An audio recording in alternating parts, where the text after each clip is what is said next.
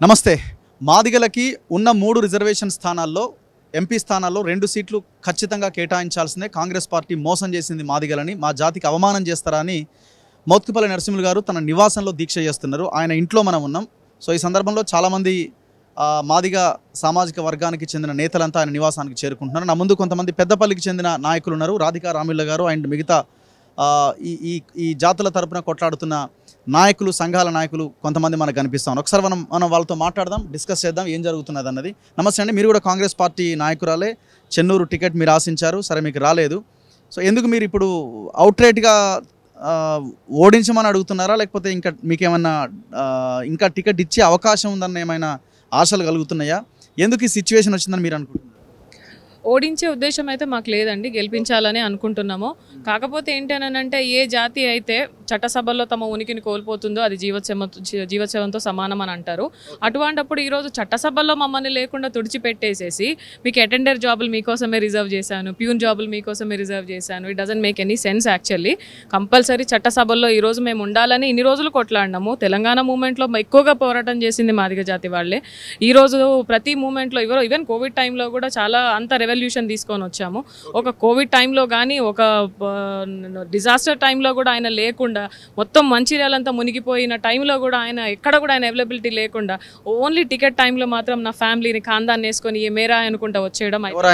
Vivek Venkata Swamy and వాళ్ళ family మొత్తం, ఇక వాళ్ళ అన్న తమ్ముళ్ళు, వాళ్ళ కొడుకు అందరూ కూడా మాకు అది బాధాకరంగానే ఉంది.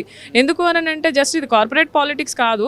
అండ్ ఎక్కడ మీరు డబ్బు ఉండి ఎక్కడ గెలిచే స్థానాలు ఉంటే అక్కడ మేము నిలబడతాము అని అనడము అయితే దీన్ని ఎవరు కూడా అంత హర్షించట్లేదు. అందరికీ ఇంటర్నల్గా వ్యతిరేకత ఉంది. అది కరెక్ట్ కాదు. అది అట్లీస్ట్ ఇప్పుడు జాతికి న్యాయం చేయలేదు కాబట్టి ఒక మాదిగలకు ఆ టికెట్ కేటాయించి వాళ్ళకు కూడా ఒక గౌరవం ఇవ్వాలి అని. పెద్దపల్లి గురించి మాట్లాడుతున్నారు కాబట్టి ఆయన ఇంటర్వ్యూ చేసినప్పుడు ఇదే క్వశ్చన్ రేజ్ చేసినప్పుడు ఆయన ఏమంటున్నారంటే, నా అవసరం పార్టీలకు ఉన్నప్పుడు, నా డబ్బులు అవసరం ఉన్నప్పుడు పార్టీ కోసం మేము కష్టపడితే ఇక్కడికి వచ్చేసరికి మళ్ళీ ఫ్యామిలీ పాలిటిక్స్ తీసుకొస్తారు, మరి అక్కడ ఫ్యామిలీ నుంచి డబ్బులు తీసుకునేటప్పుడు అక్కడ ఎందుకు అడగారు అన్న ఒక పాయింట్ ఆయన రేజ్ చేశారు. అవును, దానికి దేనికైనా నీతి నిజాయితీ ఉండాలి కదా. పిల్లి కదా మార్చినట్టు ఏడ డబ్బులు ఉన్నాయి కదా ఆడ పంచుకుంటా పోతే అది కరెక్ట్ కాదు కదా. మరి అట్లా అంటే కేసీఆర్ గారి దగ్గర కూడా డబ్బులు ఉన్నాయి, మరి ఆయన కూడా పంచిండు, మరి ఆయన ఓడిపోయిండు. ప్రతిసారి డబ్బులు పనిచేయవని ఈసారి ఏమన్నా ప్రూవ్ అవుతుంది కావచ్చు. అంటే ఎక్కడో చోట కమిటెడ్గా ఉండు, ఒక పార్టీని పట్టుకొని ఉండు, పార్టీకే నువ్వు పునాదులు వేసుకో, అక్కడనే నీ ఫ్యామిలీని స్టేబుల్ చేసుకో. నేను ఎవరేమన్నారు, నీకు ఎక్కడ డబ్బులు ఉన్నాయి కదా అక్కడికి ఇష్టం వచ్చిన కాడ పెట్టుకుంటా పోతే కూడా I think it's not healthy atmosphere ఆయన సెట్ చేస్తున్నాడని నేను అనుకోను. ఫ్యూచర్ కూడా సరైన ఎగ్జాంపుల్ కాదు అది. మీరేమి అక్కడ ఏమి మీకు టికెట్ మార్చే అవకాశం అయితే ఎక్కడ కనబడట్లేదు కదా. ఆల్రెడీ చాలా డిస్కషన్స్ తర్వాతనే వివేక్ వెంకటస్వామి కొడుకు వంశీకి ఇవ్వడం జరిగింది. ఆయన పోటీలో ఉన్నారు. మరి మీ పోరాటం దేనికోసం? భవిష్యత్ దానికోసమా? భవిష్యత్తు కోసము, మా ఉనికిని చాటుకోవడం కోసము. అక్కడ మీరు మమ్మల్ని కాదని మీరు ముందుకు పోతా ఉంటే మేము నోరు మూసుకొని ఉన్నాము అని అంటే ఇక మాకెందుకు? అంటే రాని వాళ్ళు ఈరోజు పోరాటానికి రాని వాళ్ళు సిగ్గుపడాలా, వచ్చిన వాళ్ళు మేమెందుకు సిగ్గుపడాలా? ఉన్న నాయకుల దగ్గర, డబ్బులు ఉన్న వాళ్ళ దగ్గర జోలలు పట్టుకొని పోయి వాళ్ళ గుమ్మాలు తలుపులు కొట్టేటోళ్ళు సిగ్గుపడాలా? మేము మా అస్తిత్వానికి, మా ఉనికి కోసం మేము పోరాడుతున్నాము. Obviously we are not ashamed of. ఇప్పుడు వచ్చిన దానికి మేమేం బాధపడాల్సింది లేదు. రావాలి, ఇంకా రాని వాళ్ళు సిగ్గుపడండి. అందరూ కదలాల్సిన అవసరం ఉంది, ఈరోజు రావాల్సిన అవసరం ఉంది. ఓటుతో సమాధానం చెప్పాలి. ఈరోజు ఖచ్చితంగా మీరు ఈరోజు మార్చకపోతే మాత్రం ఇది కాంగ్రెస్కి నష్టమే జరుగుతుందని మేము హెచ్చరిస్తున్నాము. దాన్ని వాళ్ళు గ్రహిస్తే వచ్చే ప్రమాదాన్ని మేము హెచ్చరిస్తున్నాం. గ్రహిస్తే వాళ్ళు చెప్తే వింటారు, లేకపోతే చెడంగా చూస్తాం మేము, అంతే. ఒకవేళ వాళ్ళు ఓడిపోయే అవకాశం ఉందంటే టికెట్ ఎందుకు ఇస్తారు? వాళ్ళ లెక్కలు వాళ్ళకు ఉంటాయి కదా. వాళ్ళ లెక్కలు వాళ్ళకు ఉండే టికెట్లు ఇచ్చుకున్నారు కదా. అవును, వాళ్ళ లెక్కలు వాళ్ళకు ఉండే ఉంటే మరి టికెట్లు బీజేపీ కూడా ఇచ్చింది కదా, టికెట్లు కేసీఆర్ కూడా ఇచ్చిండ్రు కదా. మరి అంటే వాళ్ళ లెక్కలు, ఎవరి లెక్కలు వాళ్ళకు ఉంటాయి కదా. సో కాబట్టి చేసిన నిర్ణయం 17కు 17 అయితే గెలుస్తామని అన్నమాట ఈరోజు సీఎం గారు కూడా చెప్పట్లేదు. అలాంటప్పుడు ఆ పోయే వాటిల్లో ఇది ఒకటి కాకూడదనే మేము కోరుకుంటున్నాం తప్పితే ఇది కావాలి, దీనివల్ల నష్టం జరుగుతుంది మేము హెచ్చరిస్తున్నాం. దాని ఫ్యామిలీ ఎక్కడ స్ట్రాంగ్ ఉన్నది కదా. వాళ్ళు వివేక్, ఆయన వాళ్ళ బ్రదర్, ఇంకొక ఆయన ఎమ్మెల్యే ఉన్నాడు. సో ఆ రూట్ వాళ్ళ చాలా స్ట్రాంగ్ ఉన్నట్టుంది కదా. మీరు ఎట్లా వాళ్ళని ఓడించే మీ ప్రయత్నంలో ఎక్కడ మీరు సక్సెస్ అవుతారని అనుకుంటున్నారు? స్ట్రాంగ్ ఉంటే పార్టీ ఎందుకండి? ఇండిపెండెంట్ కేసు గెలవాలి కదా. ఆయనకంటూ సొంత క్యాడర్ ఉండాలి కదా. పార్టీలు మారుతున్నాడు అంటేనే ఆయనకు అక్కడ ఉనికి లేదు. డబ్బు పడేస్తే గెలుస్తున్నాడు, డబ్బు పడేసినా గెలవని చరిత్ర పోయినసారి ఎలక్షన్స్లలో ఉంది. సో డబ్బు ఆయనకు ఎప్పుడూ అక్కర రాలేదు. ఇప్పటికైనా కూడా ఆయన బుద్ధి మార్చుకొని వంకరదారులు, అడ్డదారులు దొక్కడం ఆపి తిన్నగా ఒకటే మార్గాన్ని ఎంచుకొని ఒక పార్టీకి కట్టుదిట్టంగా ఉండి ఒక పార్టీని నమ్ముకొని ఉంటే ఇప్పటికైనా ఆయనకు మేము కూడా నడవడానికి సిద్ధంగా ఉంటాం. ఈరోజు మాకు ఆయన పనిచేయడానికి నమ్మకం కూడా లేదు. ఒకవేళ సెంట్రల్లో బీజేపీ వస్తే అటుపోద్దని ఇన్సెక్యూరిటీతోనే మేము ఆయనతో ఇట్లా మాట్లాడితే మిమ్మల్ని పార్టీ క్రమశిక్షణ చర్యలు మీ మీద తీసుకునే అవకాశం కూడా ఉంటుందేమో కదా. అవునండి, తప్పకుండా. కాకపోతే ఏంటంటే మాకు టైటిల్స్ కింద టైటిల్ కింద మాకు సబ్ టైటిల్స్ లేవు, యాక్చువల్లీ ట్యాగ్ లైన్స్ లేవు, ఎందుకంటే రెడ్డిలు రావులని. మరి మాట్లాడిన రెడ్డిలు సోదరుల మీద యాక్షన్లు అయితే తీసుకోరు, కేవలం మా అనగారిన వర్గాల మీద మా జాతుల మీద మాత్రం యాక్షన్లు తీసుకుంటారు. మీకు కూడా తెలుసు, పీసీసీ పోస్టు డబ్బులు పెట్టి తెచ్చుకున్నాడు అన్న సోదరుడి మీద ఈరోజు వరకు కూడా యాక్షన్ తీసుకోలేదు, ఎందుకంటే వాళ్ళ మీద తీసుకొని మన వాళ్ళకి దమ్ము లేదు. మా మీద అయితే ఈజీగా అవుతుంది అనమాట. సో బలం ఉన్నోడు ఎప్పుడైనా సరే జనం మనసు గెలుచుకోవడానికి ప్రయత్నం చేయాలి, కానీ అధికార బల ప్రదర్శనం చూపించుకుంటా పోతూ ఉంటే కేసీఆర్కి పట్టిన గతే పడుతుంది మళ్ళీ. మీరు ఓడించడానికి రెడీ అయినట్టు కనబడుతుంది ఈ మాటలు బట్టి చూస్తుంటే మీ పెద్దపల్లిలో మీ పార్టీ అభ్యర్థిని. మేము గెలిపిస్తాము, మీ ఆలోచన మార్చుకోండి, ఇది నష్టం జరుగుతుంది అని మేము హెచ్చరిస్తున్నాము. మార్చుకోకపోతే ఇది తప్పేది ఏం లేదు, చెప్తే వినప్పుడు చెడంగా చూస్తామని ఇంతకుముందే చెప్పిన. చెప్తే వినండి, లేకపోతే చెడంగా మీరు చెడంగా మేము చూస్తాం, గ్యారంటీ చూస్తాం. నమస్తే అండి, మీరు కూడా ర్యాలీలు చాలా పెద్ద ఎత్తున చేసినట్టున్నారు కదా పెద్దపల్లిలో, మాకు కూడా టికెట్లు కావాలని. గత 4 నెలల నుండి మాదిగ శక్తి ఫౌండర్గా బొంకూరు సురేందర్ సన్ని అనే నేను, అలాగే మా సోదరుడు మాదిగ సంఘాల ఐక్యవేదిక తరఫున మేము గత 4 నెలల నుండి ఏదైతే మరి పెద్దపల్లి పార్లమెంట్ స్థానంలో డాక్టర్ బాబాసాహెబ్ అంబేద్కర్ గారు కల్పించినటువంటి రిజర్వేషన్లను ఆయన ఒక ఊతకర్రలాగా వాడుకోమని చెప్తే, మరి ఇక్కడ ఉన్నటువంటి వివేక్ కుటుంబము గతంలో వాళ్ళ నాన్నను మాదిగలందరూ కూడా ఆశీర్వదించారు, మరి అతన్ని కూడా ఆశీర్వదించారు.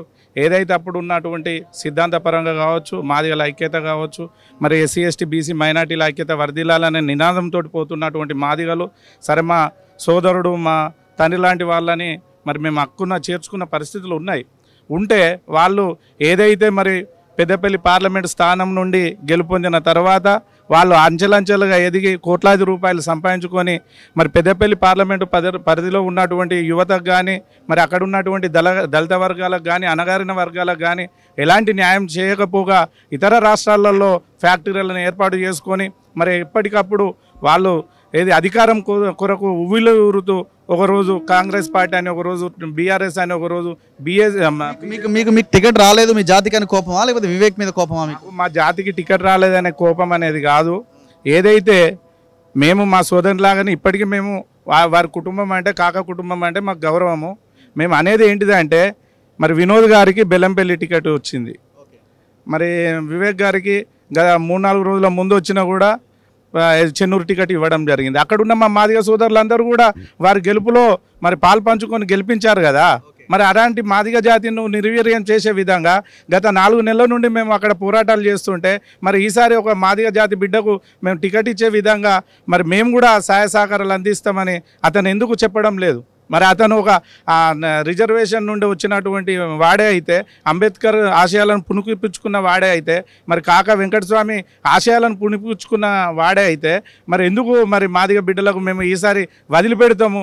మరి 34 సంవత్సరాలే ఉన్నాయి నా కొడుకు, ఇప్పటి వరకు అతను ప్రజాక్షేత్రంలో ఏ రోజు కూడా కనీసం తెలంగాణ ఉద్యమంలో కూడా పాల్పంచుకున్నటువంటి వ్యక్తి ఈరోజు మరి 34 సంవత్సరాల వ్యక్తి ఈరోజు మేము ముందుకొచ్చి నేను ఇక్కడ ఉన్నటువంటి యువతకు ఉపాధి అవకాశాలు కల్పిస్తా అదిదంటే, అక్కడ ఉన్నటువంటి ఒక మాదిగ సామాజిక వర్గమే కాదు, అక్కడ ఉన్నటువంటి అన్ని వర్గాల ప్రజలు కూడా మా వెన్నంటి తడుతున్నారు.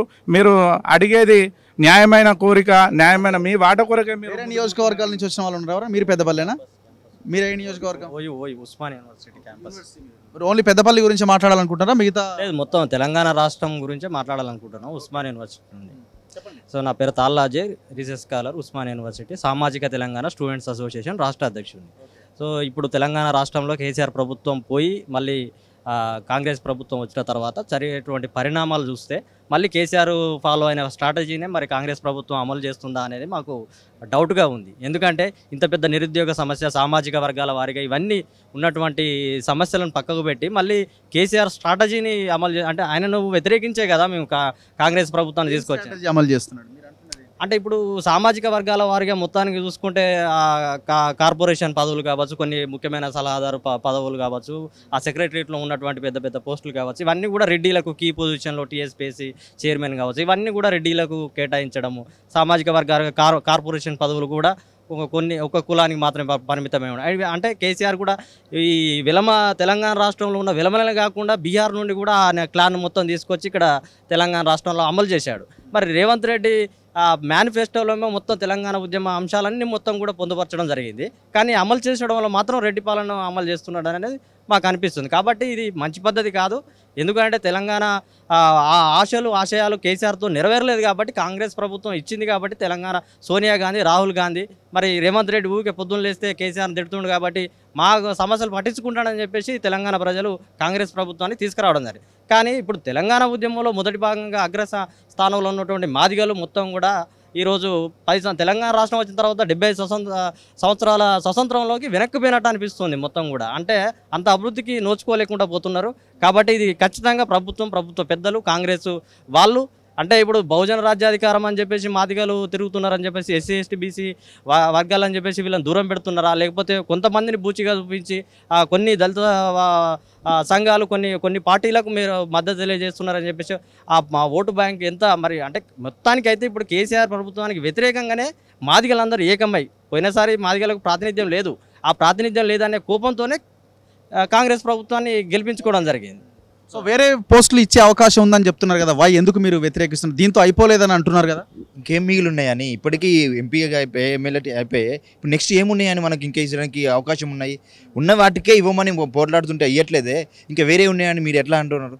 కాబట్టి మాదిగల ఉన్న శాతానికి కంపల్సరీ 2 టికెట్లు వస్తాయి, కంపల్సరీ ఇవ్వాలి. 80 లక్షల మంది జనాభా ఉన్న ఈ తెలంగాణ ప్రాంతంలో మాదిగలకు అన్యాయం జరుగుతుంది. లాస్ట్కు పోయిన ప్రభుత్వం ఏదైతుందో మినిస్టర్ పదవి ఇట్లా ఇచ్చేసి అట్లా తీసేసుకున్నారనే మాదిగలు ఎంతో బాధపడినారు. అలాంటిది కూడా ఇప్పుడు మళ్ళీ మినిస్టర్ ఇచ్చిన వ్యక్తి రాజీనామా సింగ్ కూడా మోచే. అలాంటి ఇప్పుడు మాకు బాధ అవుతుంది. మా మాదిగ సామాజిక ఒక వ్యక్తి లేడా, మినిస్టర్ లేడా, 80 లక్షల మంది ఉన్న ఇంత జనాభాకు సంబంధించిన దామాష ప్రకారము మా మాదిగలకు ఒక మినిస్టర్ లేకపోవడానికి బాధాకరం ఇంకా చాలా మాకు ఉంది. కాబట్టి ఇది అన్ని నియోజకవర్గాల మీద పడుతుంది. కంపల్సరీ మీరు ఇప్పటికైనా సూచిస్తున్నాం, మీరు మనసు మార్చుకోకపోతే ఏదైనా ఓడిపోయినా కూడా దానికి మీరే కారకులవుతారని తెలియజేస్తున్నాం. మీరు ఎక్కడి నుంచి వచ్చినారండి? పెద్దపల్లి. మీరేం డిమాండ్ చేస్తున్నారు? మేము మాదిగా ఐక్య వేదిక అని దాదాపుగా సుమారుగా ఎమ్మెల్యే ఎలక్షన్ల కంటే ముందు నుంచి ఐక్య వేదిక పెట్టి రౌండ్ టేబుల్ సమావేశాలు మాదిగలు సుమారుగా పెద్దపల్లిలో 3 లక్షల పైచిలకు మాదిగలు ఉంటారు. ఇప్పటి వరకు మాదిగ బిడ్డ గెలవలే పెద్దపల్లి నుండి అని మా తపన మేము తెలియజేసినాం. అన్ని చరిత్రలోనే మాదిగలకు ఇవ్వలేదా? ఒక సుగుణ కుమారికి మినహాయిస్తే అసలు మాదిగ బిడ్డ అసలు గెలవలే. ఆమె కూడా మా మాదిగ బిడ్డగా మేము స్వీకరిస్తలేము. ఎందుకంటే ఆమె బ్రాహ్మణ. ఎన్ని లక్షల ఓట్లు ఉన్నాయి మాదిగలవి పెద్దపల్లి? సుమారుగా 3 లక్షల పైచిలకు ఉంటాయి. 3 లక్షల పైచిలకు మాదిగలై ఉంటాయి. అసలు ఈ వివేక్ వెంకటస్వామి అనే వ్యక్తి మా పెద్దలు చెప్తారు, ఏ రోజు కట్టేదానికి వచ్చిండట పెద్దపల్లికి. ఏ రోజు కట్టేదానికి వచ్చి అక్కడి ప్రజలతోటి ఆశీర్వదింపబడి, అక్కడి పెద్దపల్లి స్థానిక ప్రజలతోటి ఆశీర్వదింపబడి వేల కోట్లకు ఎదిగి, భారతదేశంలో ధనుకులలో ఒక నెంబర్గా ఎదిగి, నువ్వు పెద్దపల్లి సమాజానికి, పెద్దపల్లి పౌరులకు, మా ఎస్సీ ఎస్టీ బీసీ మైనారిటీలకు నువ్వేం చేసినట్టు? అగ్రవర్ణాలకు నువ్వు కొంగు కాసినట్టే కదా. అసలు ఏ పార్టీలు, నువ్వు ఏ సంస్థలు, ఫ్యాక్టరీలు ఎక్కడున్నాయి? పెద్దపల్లిలో ఉన్నాయా? నీ విద్యా సంస్థలు ఎక్కడున్నాయి? హైదరాబాద్లో ఉన్నాయి. నువ్వు అసలు అక్కడి ప్రజలతోటి ఆశీర్వదింపబడి నువ్వు తిరగడం అనేది సిగ్గుచేటు నిజంగా. రిజర్వేషన్ అనేది వాడుకోవడం కూడా సిగ్గుచేటే. భారతదేశంలో ధనుకుల నెంబరు. నీకు ఎలక్ట్రానిక్ మీడియా ఉంది, ప్రింట్ మీడియా ఉంది. నువ్వు ఎవరి మీద పోటీ చేయాలి? జనరల్లో పోటీ చేయాలి. ఆయన ఆ పార్టీలో సీనియర్ లీడరు. ఆయనని తీసుకున్నప్పుడే ఆయన టికెట్తో పాటు కొడుకు టికెట్ కన్ఫర్మ్ చేసి టికెట్ ఇవ్వడం జరిగింది. ఆయన ద్వారా కొంత లబ్ధి కూడా పార్టీకి జరిగి ఉండొచ్చు. సో ఈ పరిస్థితులకు ఇవ్వక తప్పని సిచ్యువేషన్ ఆ పార్టీ ఏం చేయాలి మరి? ఇంకా పార్టీ అసలు ఆ పార్టీలకు సిగ్గుండాలి. ఆయనను గుర్తించి నువ్వు జనరల్లో పోటీ అయ్యి బై, మేము ఒక ఎస్సీ మాదిగా మాల కులాలకు, ఈ ఎస్సీలకు మేము జనరల్లో కేటాయిస్తున్నాము అని చెప్పుకోవడానికన్నా ఉంటుంది మంచిగా.